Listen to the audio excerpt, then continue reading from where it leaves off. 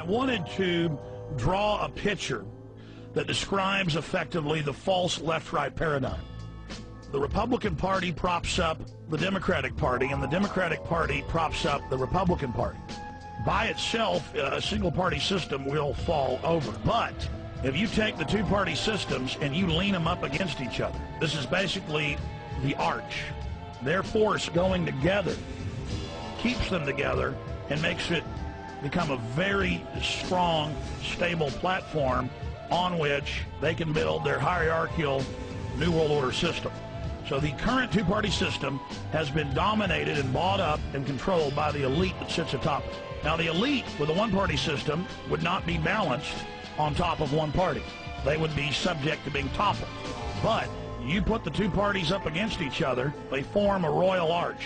And now it's very hard to separate those two because they're leaning up against each other. Perfect example of my argument that I've made, and I think you generally agree with it, there's not a whole lot of difference between the two parties. No. You know, they're owned by the same people. There's one puppet master that controls the left, and there's the same puppet master controls the right. They control the Republican Party, and they control the Democratic Party. People talk to me about, the issue of Republican versus Democrat, as if they don't get it. And I say, look, here's the way you get it. It's organized crime. All you do is you call the Republicans the Genoveses, and you call the Democrats the Gambinos. The people at the top, they treat it like a crap game, like it's their crap game, like they're making lots of money. Occasionally, somebody at the table shoots each other, but the moment anything threatens their crap game, they all unite to protect it. They're both controlled by the same financial, economic, and corporate interests. For we are opposed around the world by a monolithic and ruthless conspiracy. I don't believe in this notion of some sort of secret societies controlling people. But of course, in any political system, there are sort of over the table and under the table arrangements. Are you trying to rule the world? Well, let's say no. But if we were, would I tell you? No.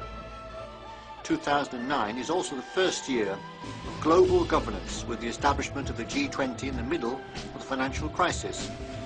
The climate conference in Copenhagen is another step towards the global management of our planet.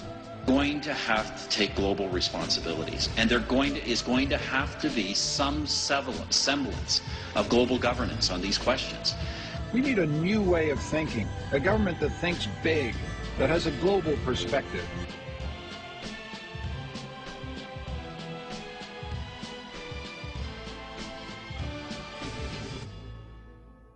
The federal government of Canada has proven. They've proven beyond any shadow of a doubt that confiscation is the agenda. Little by little, they're going to take all of our rights away from us, confiscate all of our guns, and we're going to be left with nothing. I came to Canada because it was free, and they say, look at it, it's not free anymore. We got a government that's climbing all over us. That guns are here to defend us from the overwhelming force of government, of the Hitler, of the Stalin, of the Mao.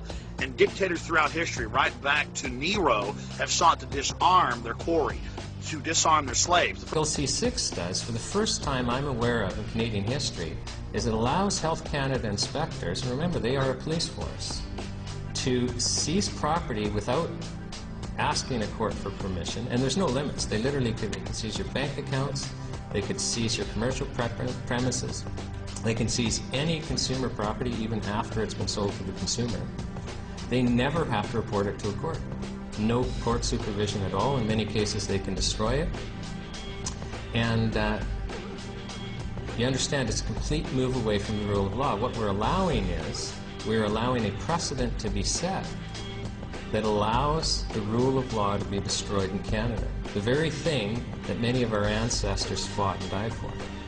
No-fly lists, tougher identification rules, all part of the war on terrorism that will only intensify here in BC with the approach of the Olympic Games. But critics are saying tonight that it could be like the taser situation all over again. Law enforcement using a tool that is untested in this country. This is an LRAD. The LRAD 500, or the long-range acoustic device. It's the latest tool in the Vancouver Police Department's arsenal.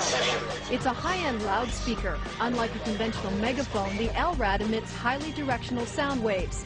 The message can be heard by people 2 kilometers away. Efficiency in enforcing Olympic rules, or is it a Canadian version of totalitarian control? It's a proposed provincial law that would give temporary new powers to the cities of Vancouver, Richmond, and Whistler. Alyssa Westergaard-Thorpe doesn't like the Olympics and has her protest signs ready to go. But under a proposed new BC law, she could get fined or even thrown in jail for 6 months if she refuses to take them down. Technically, it would mean that you couldn't put up a lost path poster, you couldn't give out a leaflet for a bake sale. So it definitely means you can't put up anti-Olympic posters. Catching a plane in Kelowna. Airport security workers could be catching a glimpse of you.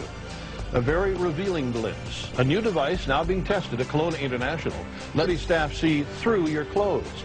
All the air traveler has to do is stand legs apart with their hands over their heads, a bit like a person under arrest might do. Easy enough.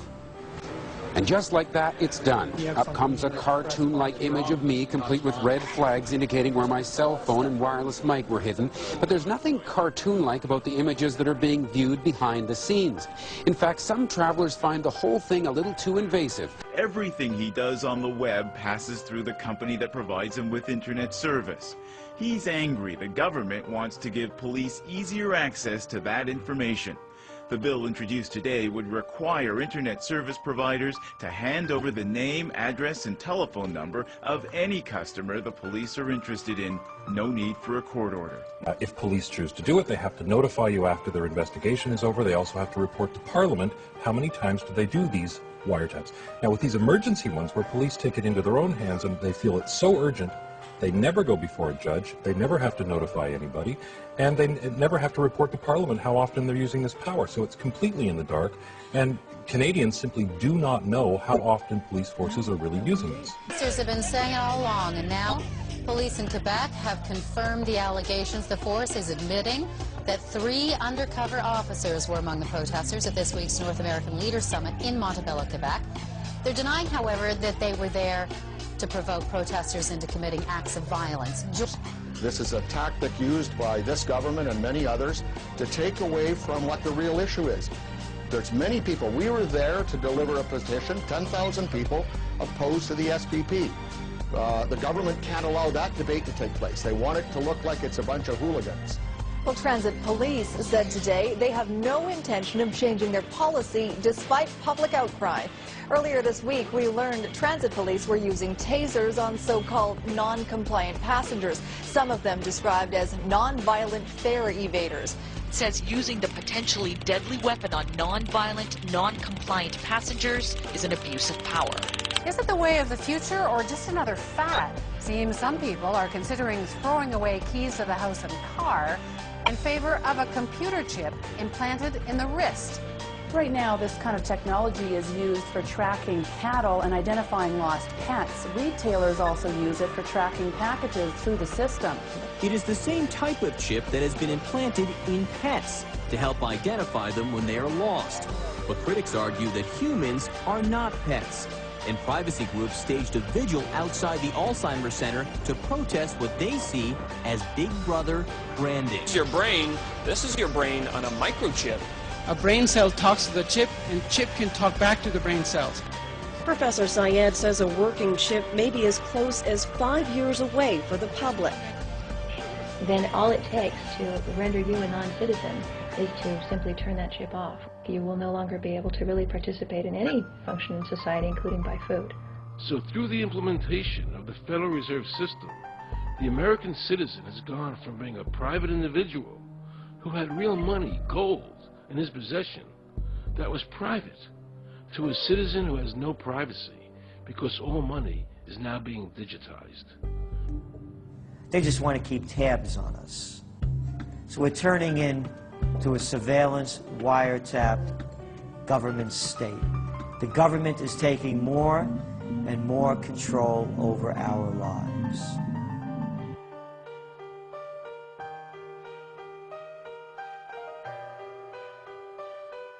Well, another announcement today by President-elect Obama giving new life to the North American Union, a plan by business and political elites to tear down the trade barriers among the United States, Canada, and Mexico, and to create a NAFTA superhighway.